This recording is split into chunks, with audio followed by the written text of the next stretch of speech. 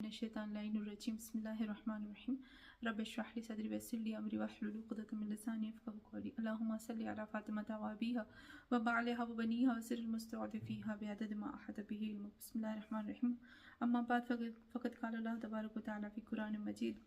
حرمت علیکم المیتۃ والدم ولحم خنزیر وما أهل لغیر اللہ به والمنخنقة والموقوذة والمتردية والنتيحة وما أكل السبع إلا ما زكيتم وما ذبح على النصب وأن تستقسموا بالأزلام ذلكم فسق اليوم يئس الذين كفروا من دينكم فلا تخشوهم واخشون اليوم أكملت لكم دينكم وأتممت عليكم نعمتي ورزيت لكم الإسلام دينا فمن اضطر فی مخمصۃ غیر متجانف لإثم فإن اللہ غفور رحیم۔ السلام علیکم ورحمۃ اللہ وبرکاتہ۔ ہمارا ٹاپک وہی چل رہا ہے ابھی بھی عید غدیر۔ آپ سب کو عید غدیر مبارک، کیونکہ عید غدیر صرف ایک دن نہیں منانا چاہیے بلکہ اس کو کم از کم ہمیں 3 دن تو منانا ہی چاہیے۔ ابھی میں نے جس آیت کی تلاوت کی وہ ہے سورہ مائدہ کی آیت نمبر 3۔ میں نے پوری کی پوری سورہ مائدہ کی آیت نمبر 3 کو تلاوت کی کیونکہ میں چاہتی ہوں کہ کافی لوگ مجھ سے سوال کرتے ہیں کہ کیسے پتہ چلا کہ یہ جو آیت ہے الیوم اکملت لکم دینکم یہ غدیر کے دن کے لیے نازل ہوئی اور رسول خدا صلی اللہ علیہ وآلہ وسلم نے اس کو بیان کیا۔ تو میں چاہتی ہوں کہ اس کو ہم اچھے سے کلیئر کر دیں۔ سب سے پہلی بات یہ آتی ہے کہ آپ نے دیکھا کہ یہ جو آیت ہے حرمت علیکم المیتۃ والدم، وہ میں نے ابھی پڑھا، اللہ کہتا ہے حرام کر دیا گیا تمہارے اوپر میتۃ مردے کو، والدم اور خون کو، ولحم الخنزیر اور سور کے گوشت کو، وما اہل اور جو کچھ بھی اللہ کے علاوہ کسی دوسرے کے لیے ذبح کیا جاتا ہے، اور وہ جانور جس کا دم گھٹ کے مر جائے، جس کا گلا گھونٹ کے مار دیا جائے، وہ جانور جس کو چابک مار کر مارا جائے، یا وہ جانور جس کو اوپر سے پھینک دیا جائے، یا وہ جانور جو ایک دوسرے کو سینگ مار کے مار دیتے ہیں، یا وہ کوئی درندہ شکار کر کے لاتا ہے، وہ جو شکار ہوتا ہے وہ، اور وہ جو ذبح کیے جاتے ہیں بتوں کے لیے، یا وہ جو شرط لگا کر جیتے جاتے ہیں، یا قرعہ کشی کے ساتھ جو ہے وہ گوشت۔ تو یہاں پر آپ دیکھیں اس گوشت کی جب اللہ بات کرتا ہے تو بیچ میں ایک چیز آ جاتی ہے، اور وہ کیا ہے؟ خداوند عالم جب یہ بتاتا ہے کہ حرام گوشت یہ بھی حرام ہے، یہ بھی حرام ہے، یہ ہم نہیں کھا سکتے ہیں، تو یہاں پر ایک چیز پوائنٹ یہاں میں یہ ملتا ہے کہ اسلام ایک ایسا دین ہے جو یہ ایسا نہیں کہتا کہ صرف سبزیاں کھاؤ، یا اسلام ایسا دین نہیں ہے جو ہمیں یہ کہتا ہے کہ صرف اور صرف گوشت کھاؤ، جانور کھاؤ، نہیں، بلکہ اسلام ایک متوسط دین ہے جو کہتا ہے تم سب کھا سکتے ہو، لیکن کون سی چیز جو تمہاری جسم کے لیے فائدے مند ہے تم اس کو استعمال کر سکتے ہو۔ تو ہم سب جانور، سب گوشت نہیں کھا سکتے ہیں، یا سب جو حلال کیے ہوئے جانور ہیں نا، جو حلال جانور ہیں ان کو بھی ہم اپنی مرضی سے نہیں کھا سکتے، اس کو بھی اللہ کی مرضی سے جب حلال کیا جاتا ہے تو اس کے بھی طریقے اور اس کی شرطیں ہیں اللہ نے رکھی ہے، تب جا کر ہم جو ہے وہ اس کو کھا سکتے ہیں۔ تو اسلام جو ہے وہ ایک دین ہے جو انسان کی بقا کے لیے انسان کو بچاتا ہے۔ اچھا، پھر اس کے بعد ہم دیکھتے ہیں اللہ کہتا ہے یہ ساری چیزیں جو ہے وہ فسق ہیں، تمہارے لیے ایک کینسر کا باعث ہے، بیماری ہے، تمہارے لیے تباہی ہے۔ اور پھر اس کے بعد اللہ کہتا ہے الیوم یئس الذین کفروا، آج کے دن جو کافر ہیں وہ مایوس ہو گئے، نا امید ہو گئے، من دینکم تمہارے دین سے، فلا تخشوہم پس مت ڈرو تم لوگ ان لوگوں سے، وخشونی اور مجھ سے ڈرو، الیوم اکملت لکم دینکم آج کے دن میں نے تمہارے دین کو مکمل کر دیا، واتممت علیکم نعمتی اور تمہاری جو نعمتیں ہیں ان کو تمام کر دیا، اور پھر رضیت لکم الاسلام دینا اور میں راضی ہو گیا تم لوگوں کے لیے اسلام کے، میں راضی ہو گیا تم لوگوں کے لیے کہ تمہارا دین اسلام ہو۔ اور پھر اللہ کہتا ہے کہ جو شخص پریشانی کی حالت میں ہے وہ تھوڑا سا یعنی حرام گوشت اتنا کھا سکتا ہے جتنا وہ زندہ رہ سکے، لیکن وہ گناہ کی طرف ذرا برابر بھی مائل نہ ہو، بے شک اللہ جو ہے وہ غفور الرحیم ہے۔ تو यहाँ पर आपने देखा कि ये जो आयत जो गोश्त और जानवरों की बात आती है, बीच में परवरदिगार आलम ने हमें कह दिया अल-यौम अकमलतु लकुम दीनकुम, बीच में जो है परवरदिगार आलम ने हमें बता दिया कि खुदावंद आलम ने हमें बता दिया कि ये जो आयत है ये गदीर के लिए है। तो यहाँ पर एक दो पॉइंट्स हैं जिसको मैं चाहती हूँ कि इसको ज़रूर करना चाहिए। कुछ लोग कहते हैं कि या अय्युहर रसूल बल्लिगु मा उनज़िला इलैका वाली जो आयत है वो 67 है और ये आयत जो है वो 3 है, तो दोनों आयतों में इतना गैप क्यों आ गया? तो यहाँ पर मैं कहना चाहूँगी इस सवाल के जवाब में कि गैप अगर हमने देखा, कुरान जो है वो कभी तदरीजन नाजिल हुआ, हम सबको पता है, और कुरान की नुज़ूल के दो तरीके, तदरीजन और दफ़न। दफ़न जो है वो शब कद्र में नाजिल, तदरीजन जो है वो सूरा बन के कभी भी कुरान नाजिल नहीं हुआ, बल्कि आयत आयत बन के नाजिल हुआ ना। हर मौके पर एक आयत नाजिल हुई, न कि सूरा नाजिल, न कि डिसिप्लिन ऑर्गेनाइज करके जो है वो नाजिल किया गया। लेकिन हम ये कुरान है, ये अल्लाह की किताब है। अल्लाह जब जिस वक्त चाहता है, जिस तरीके से, जिस मौके और महल पर, वहाँ पर अल्लाह जो है एक आयत को नाजिल करता है। ये अल्लाह का कानून है, ये अल्लाह का कलाम है। हम इंसानों को कोई हक नहीं पहुंचता कि हम कहें कि ये यहाँ क्यों ये आयत नाजिल हुई, यहाँ क्यों ये नाजिल हुई, ऐसे क्यों नहीं हुआ, वैसे क्यों नहीं, हमें कोई राइट इसमें नहीं है। तो यहाँ पर गैप आना, अल्लाह हर मौके और महल के ऊपर किसी आयत को नाजिल करता है, वो खुदा की मर्जी, और खुदा ने जो है वो दफ़अन और तदरीजन दोनों नाजिल किया। तो ये तदरीजन हिसाब से आयत नाजिल हुई और मौके के हिसाब से नाजिल हुई, फिर वो आयत पहली हो या दूसरी हो या तीसरी हो। फिर उसके बाद हमें ये भी पता है कि काफ़ी सूरत जो है वो 2-2 दफ़ा नाजिल हुई, काफ़ी आयतें ऐसी है जो 2-2 3-3 दफ़ा भी नाजिल हुई हैं। फिर उसके बाद ये वाली जब हम आते हैं आयत की तरफ कि क्यों जब गोश्त का और इन चीज़ों का हलाल और जानवरों का जिक्र है तो बीच में अल-यौम अकमलतु लकुम दीनकुम आ गया। इस आयत का फ़लसफ़ा क्या है, इसको हमें नोट करना है। हम सब ने एक आयत पढ़ी है जिसमें अल्लाह कहता है इन्ना नहनु नज़्ज़लना ज़िक्र व इन्ना लहु लहाफ़िज़ून। हम ही है कुरान को नाजिल करने वाले, हम ही है जो उसकी हिफाजत करते हैं। तो अल्लाह जो है वो अपनी चीज़ की हिफाजत करना जानता है, उसको आता है कि मुझे कुरान की हिफाजत कैसे करनी है। खुदावंद आलम का एक तरीका है कि अल्लाह को पता है कि लोग ऐसे हैं कि अगर खुदावंद आलम ने इस आयत को मौलाए कायनात के लिए, गदीर के लिए अगर इसको नाजिल किया होता अलग से एक पूरी प्रॉपर आयत बनाकर, आयत का हिस्सा बनाकर नहीं, तो लोग इस आयत को ही कुरान से हज़्फ कर लेते। तो परवरदिगार आलम ने इस आयत की हिफाजत के लिए, गदीर की हिफाजत के लिए, मेरे मौला ने, अल्लाह ने ऐसा काम किया कि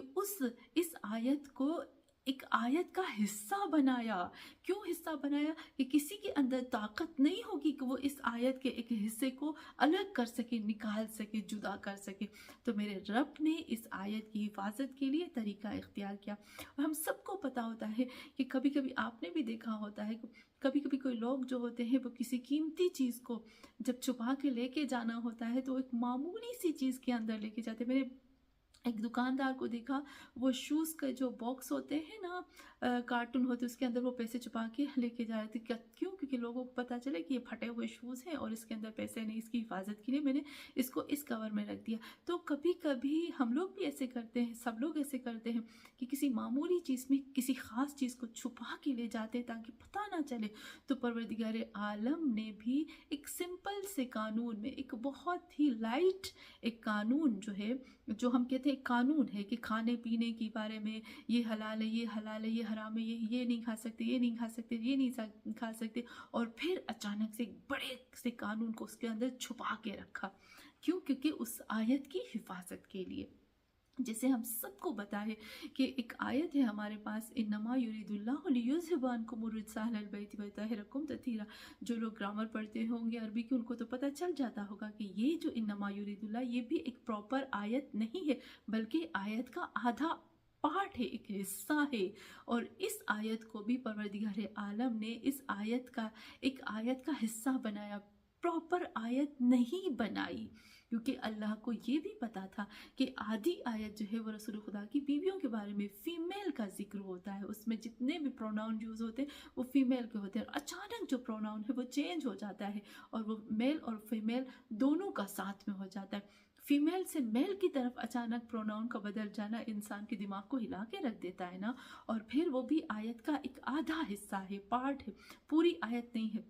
तो हमने देखा कि अल्लाह जो है वो अपनी आयत की हिफाजत के लिए क्या करता है, एक आयत को, कि ऐसे ना हो कि लोग कुरान को ही बदल दें बुग़्ज़ में, हसद में आकर, तो अल्लाह ने उस आयत का आधा हिस्सा उसको करार देता है अल्लाह उसकी हिफाजत के लिए। और दूसरा जो अल्लाह है, अगर हम देखते हैं, दूसरी बात इसमें यह आती है कि खुदावंद आलम जो है वो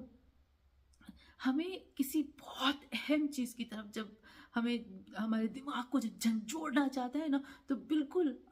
एक बात करते करते करते करते एक ऐसी बात बीच में आ जाती है कि इंसान का जहन जो है ना वो हिल के दिमाग रह जाता है, हम हिल जाते हैं कि ये क्या, अचानक से हम ये पढ़े थे और बीच में ये आए। क्योंकि अल्लाह हमें, हमारे जहनों को झंझोड़ता है, हमें जगाता है, तो ऐसी आयत बयान करता है। इस तरह से फिर अल्लाह जो है वो बयान करता है। और तीसरी बात यहाँ ये आती है कि कुरान जो है वो इंसान का कलाम नहीं है। पहली इसको तो हमें सोचना चाहिए। कुरान अल्लाह का कलाम है, अल्लाह की किताब है। तो अल्लाह जो है वो अपने तरीके को, अपने रविश को बेहतर जानता है। खुदा बेहतर जानता है कि मुझे किस अंदाज में, किस तरीके से, किस आयत को लेकर आनी है, ताकि लोग जो है वो ना कुरान में तहरीफ कर सके, उनके लोग जो है वो नींद से जग जाए, और लोग जो है उस आयत पे बहस करें, डिस्कस करें, बातें करें, सवाल उठाएं, और फिर उस पर जवाब दिए जाए, ताकि ये आयत और से और आगे बढ़े।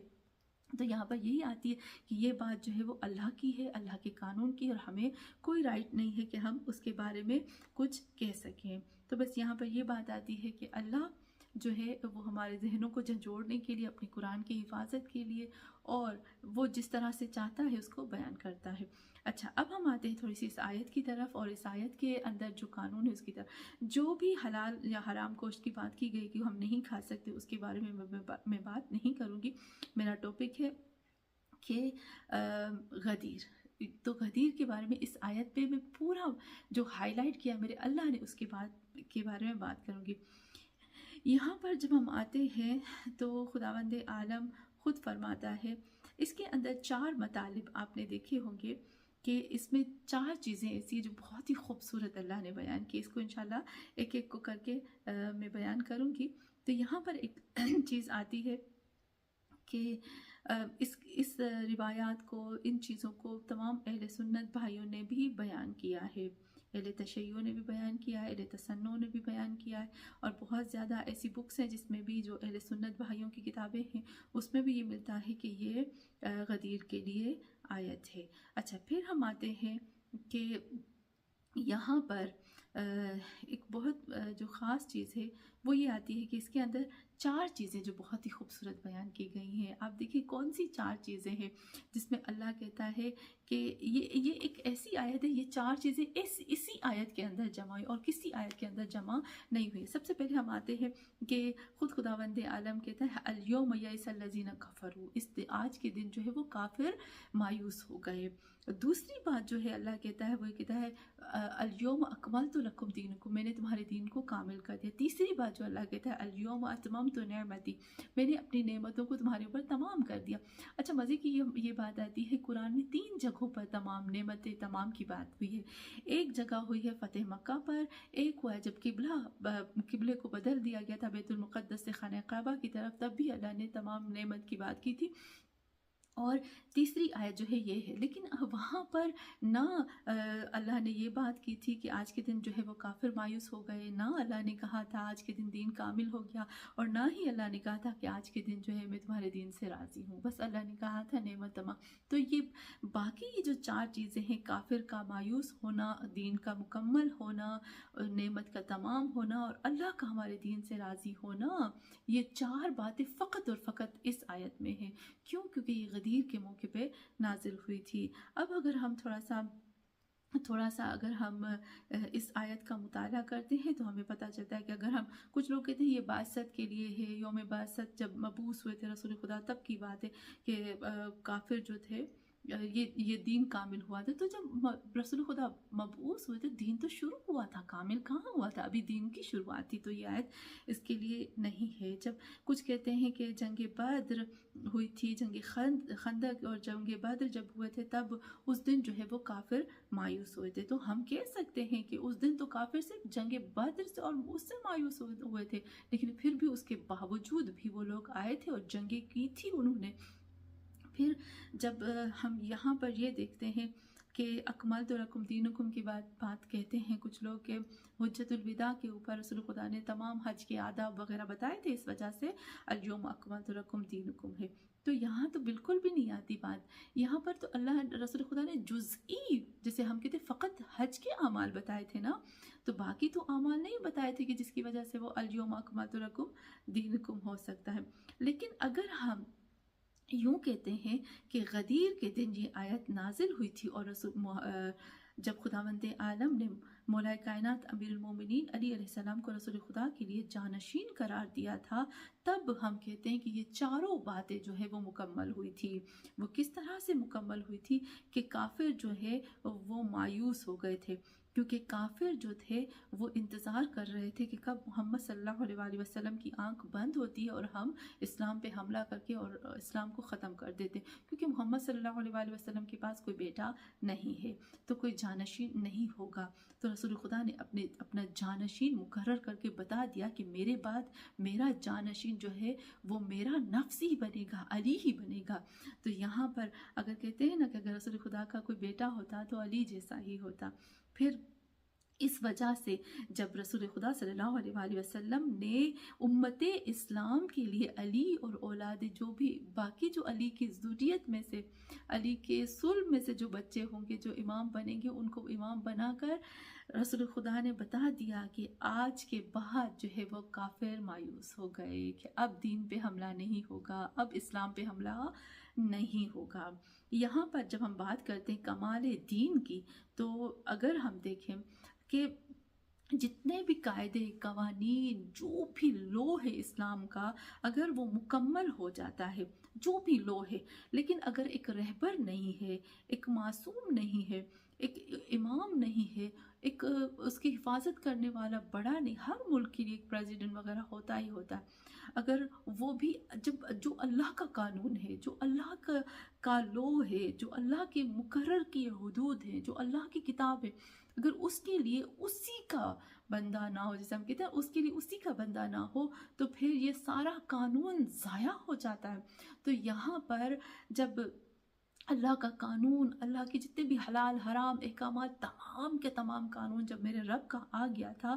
تو پھر اب اگر اس قانون کے اوپر اسی کا رہبر نہ ہو تو یہ قانون لوگ ضائع کر دیتے، لوگ جو اپنے فائدے کے لیے، اپنے ہی مقصد کے لیے اس کو چلاتے، کبھی وہ اپنے اوپر ظلم کرتے، کبھی اپنے لوگوں پہ ظلم کرتے، کبھی دوسرے ملک والوں پہ ظلم کرتے، تو سب کچھ تباہ ہو جاتا۔ تو رسول خداوند عالم نے مولا کائنات امیر المومنین علی علیہ السلام کو رسول خدا کا جانشین بنا کر اپنے قانون، اپنے احکامات، اپنے جو بھی پروردگار عالم کے جو قوانین ہیں، جو قرآن ہے، اس کی حفاظت کر لی۔ تو یہاں پر اب دین مکمل ہو گیا، یہاں کمال تک دین پہنچا، کیونکہ اس کا رہبر آ گیا اور رہبر جو ہے وہ تا قیامت اس کی حفاظت کرے گا۔ اور یہاں پر جب تمام نعمتوں کی جو تیسری بات آتی ہے، اتممت علیکم نعمتی کی بات آتی ہے کہ میں نے تمہارے اوپر جو ہے وہ نعمتوں کو تمام کر دیا، تو یہاں پر یہ بات آتی ہے کہ اگر ہم دیکھیں قرآن میں بھی یہ بات آتی ہے، قرآن خود کہتا ہے کہ سب سے بڑی جو نعمت ہے نا تمہارے لیے وہ محمد صلی اللہ علیہ وآلہ وسلم ہے۔ خود قرآن کہتا ہے لقد من علی المؤمنین، اللہ کہتا ہے مومنین کے اوپر میرا سب سے بڑا احسان ہے۔ اللہ نے اتنی نعمت دی لیکن احسان نہیں جتایا، ایک نعمت کا اللہ احسان جتاتا ہے، وہ ہے من، اور وہ ہے رہبر، وہ ہے محمد صلی اللہ علیہ وآلہ وسلم کی ذات۔ اللہ کہتا ہے میں تم پہ احسان کیا ہے کہ میں نے تمہیں محمد صلی اللہ علیہ وآلہ وسلم جیسی ذات دی، اور اس سے بڑی نعمت ہوئی۔ مننا کا مطلب ہوتا ہے ایسی نعمت کہ اگر ایک پلڑے میں آپ رکھو اور پوری کائنات کی تمام نعمتیں رکھو نا، تو وہ جو مننا والی نعمت ہے وہ بھاری پڑ جاتی، اور وہ مننا ہے محمد صلی اللہ علیہ وآلہ وسلم۔ تو رسول خدا صلی اللہ علیہ وسلم تو یہاں پہ بھی خدا بتاتا ہے کہ لقد من، میں نے تمہارے لیے محمد رکھا اور میں نے نفس محمد کو مقرر کیا آج کے دن، تو اس کا مطلب کہ میں نے تمہارے لیے سب سے بڑی میں نے تمہیں نعمت عطا کی۔ اچھا پھر ہم آتے اتممت علیکم نعمتی۔ اچھا پھر اس کے بعد ایک چوتھا پوائنٹ آتا ہے کہ رضیت اسلام دینا، میں تمہارے لیے راضی ہو گیا، اللہ راضی ہو گیا، خدا راضی ہو گیا۔ 4 نعمتیں میں نے آپ کو بتائی کہ اس آیت میں موجود، اور چاروں کو میں نے ایک ایک کر کے بتا دیا۔ ایک کہ کافر مایوس ہو گئے، دین کامل ہو گیا، نعمتیں تمام ہو گئے، اللہ راضی ہو گیا۔ تو اللہ کس طرح سے راضی ہو جائے گا؟ تو دیکھیں اللہ کا جب قانون ہوتا ہے نا، اور اللہ کا جو قانون ہے، کتاب ہے، اگر اس کتاب کو، اس قانون کو ہم اپنے سوسائٹی میں، لوگوں میں اس کو اجرا کیا جائے، جاری کیا جائے، اور لوگ متقی ہوں، نماز پڑھتے ہوں، ایک دوسرے کے ساتھ اچھے سے رہتے ہو، حقوق انجام دیتے ہو، حلال کھاتے ہو، حرام سے بچتے ہو، تو یہ اللہ کا قانون ہے۔ تو آپ دیکھیں کہ یہ جو ہے اس سے اللہ راضی ہوتا ہے۔ اور جب ایک امام ہوتا ہے، ایک رہبر ہوتا ہے نا، وہی لوگوں کو گائیڈ کر کے وہ اللہ کی نماز، عبادت اور حلال حرام ان تمام چیزوں کی طرف، اللہ کے تمام مقررات اور قانون کی طرف وہ لے کر آتا ہے۔ تو جب لوگ اس امام کے حکم سے اور امام کی اتباع اور پیروی سے لوگ جو ہے وہ اللہ کے قانون، اللہ کی نماز، روزہ، ان چیزوں کی طرف آتے ہیں، تو خداوند عالم خود جو ہے وہ راضی ہو جاتا ہے۔ تو ہم نے دیکھا کہ جس دن میں، یہ ہمیں نہیں بھولنا چاہیے کہ جس دن کافر مایوس ہو جائیں، دین کامل ہو جائے، نعمتیں تمام ہو جائیں، اللہ جو ہے وہ راضی ہو جائے، تو اس دن کو ہم کیا کہہ سکتے ہیں؟ ایام اللہ، یوم اللہ۔ وہ دن جو ہے وہ یوم اللہ ہے، اور یوم اللہ جو ہے ہم نے دیکھا علی کے ذریعے سے دین کامل ہوا، علی کے ذریعے سے نعمتیں تمام ہوئی، علی کے ذریعے سے کافر مایوس ہوئے، علی کے ذریعے سے اللہ راضی ہو، کیونکہ علی نفس محمد ہے۔ خود قرآن نے کہا، جب ہم آئے مباہلہ پڑھتے ہیں نا، اللہ نے رسول خدا سے کہا نفس کو لے آئے، تو نفس میں مولا کائنات کو رسول خدا لے آئے، وہ محمد صلی اللہ علیہ وسلم جس کے لیے خود قرآن کہتا ہے ما ینطق عن الہوی، محمد صلی اللہ علیہ وسلم اپنی مرضی سے زبان کو حرکت نہیں دیتے، تو قدموں کو کیسے آگے بڑھا سکتے ہیں؟ اور یہاں پر جب ہم نے دیکھا کہ رسول خدا علی کو اپنا نفس بنا کر لے آئے نا، وہ بھی اللہ کی مرضی سے، اللہ کی خواہش سے، اللہ نے ہی کہا تھا تب لے کر آئے تھے۔ تو یہاں نفس محمد کو مقرر کیا اللہ نے۔ تو ہم یہ کہہ سکتے ہیں کہ جس دن دین کامل ہو جائے، اللہ راضی ہو جائے، کافر مایوس ہو جائے اور نعمتیں تمام ہو جائیں، اس دن سے بڑھ کر کوئی دن ہو ہی نہیں سکتا، اور علی کی وجہ سے وہ دن بڑا ہوا، اور وہ غدیر کا دن ہے۔ اور یہاں پر جب ہم دیکھتے ہیں کہ وہ غدیر کا دن ہے، اور یہاں پر ہم نے یہ بھی دیکھا کہ یہ جو ہے یوم اللہ، اور سچ میں یہ یوم اللہ ہونا چاہیے، اور سچ میں یہ بہت بڑا عید کا دن ہونا چاہیے۔ اور ہم نے یہ بھی دیکھا کہ جو غدیر کا دن ہے، اس دن صرف رسول خدا صلی اللہ علیہ وسلم نے اپنا جانشین مقرر نہیں کیا، بلکہ حضرت آدم نے کیا، حضرت موسیٰ نے کیا، حضرت عیسیٰ نے کیا، حضرت سلیمان نے کیا، اور جتنے بھی انبیاء ہیں ان کے بارے میں ہمیں ملتا ہے کہ ان سب نے یہاں پر مقرر کیا تھا اپنے جانشین کو۔ اور ہم سب کو پتہ ہے کہ سورہ بقرہ کی آیت نمبر 109 میں جب خداوند عالم مسلمانوں کو کہتا ہے کہ میں تمہیں بتاؤں گا کہ کب جو ہے وہ کافر مایوس ہوں گے دین سے، اور اس آیت میں کہتا ہے اور پھر غدیر کے دن بتا دیا، آج کے دن جب میں نے علی کو مقرر کیا تو کافر مایوس ہو گئے۔ تو ہم نے دیکھا کہ خداوند عالم کس طرح سے اپنے محمد صلی اللہ علیہ وسلم کے ذریعے سے دین کو جو ہے وہ مضبوط کرتا ہے، اور دین کو مضبوط تبھی کیا جا سکتا ہے جب، جسے ہم کہہ سکتے ہیں نا، خود محمد کے جیسا ہی جانشین محمد ہو، جو ساری کوالٹی محمد صلی اللہ علیہ وسلم کی جتنی کوالٹیز ہیں وہ اس کے اندر ہو، وہی جانشین ہو سکتا ہے، وہی قرآن کا محافظ ہو سکتا ہے، اور وہی دین کا حقیقی وارث ہو سکتا ہے، دین کو وہی سنبھال سکتا ہے، لوگوں کو وہی سنبھال سکتا ہے جو رحمت للعالمین کی طرح ہو۔ اور وہ نفس محمد جو وہ علی ہی ہے، میں نہیں کہتی، یہ قرآن کہتا ہے۔ تو ہم نے دیکھا کہ خداوند عالم نے کس طرح سے بتا دیا کہ اے لوگو، یہاں بہت ہی پیاری بات آتی ہے کہ غدیر کے دن کچھ خطرات بھی تھے لوگوں کو، اس لیے اللہ نے کہا فلا تخشوہم واخشونی، تم ان لوگوں سے مت ڈرو، مجھ سے ڈرو۔ کیونکہ اللہ بتاتا ہے کہ جب تم علی کو چوز کرو گے نا تمہیں مشکلات بھی دیکھنی پڑیں گی. اور پھر یہاں پر بتاتے ہیں کہ جو کافر ہوتے ہیں نا وہ ہم سے مایوس نہیں ہوتے، وہ ہمارے رہبر سے مایوس ہوتے ہیں. اسی لیے ابھی اگر ہم دیکھتے ہیں کہ کتنا اختلافات، ہماری جو اجتہاد ہے، جو رہبر ہے اس کو ابھی توڑنا چاہتے ہیں. کس طرح سے آتے ہیں کہ رہبر نہیں ہونا چاہیے، یہ نہیں ہونا چاہیے، کس قدر کوشش کر رہے ہیں کہ ہمارے رہبروں کو، ہمارے اجتہاد کو، مجتہدوں کو توڑ دیا جائے. کیونکہ پتہ ہے کہ کافر ہم سے مایوس نہیں ہوتے بلکہ ہمارے رہبروں کی وجہ سے ہم سے مایوس ہو جاتے ہیں. تو یہاں پر اگر کسی قوم کے اندر صحیح رہبر ہوتا ہے نا تو وہاں پر کافر مایوس ہو جاتے ہیں اور پھر نعمت بھی تمام ہو جاتی ہے. اور نعمت جو ہے وہ بغیر رہبر کے تمام نہیں ہوتی. اور واقعاً اگر دیکھا جائے تو بغیر رہبر کے خدا بھی راضی نہیں ہوتا. انسان جو ہے وہ مجبور ہوتا ہے